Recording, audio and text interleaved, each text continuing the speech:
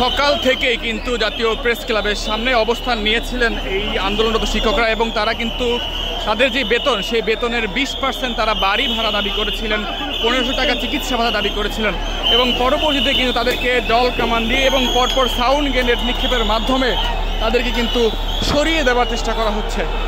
ওদের স্বপ্ন পূরণে পাশে থাকতে পেরে আমরা গর্বিত।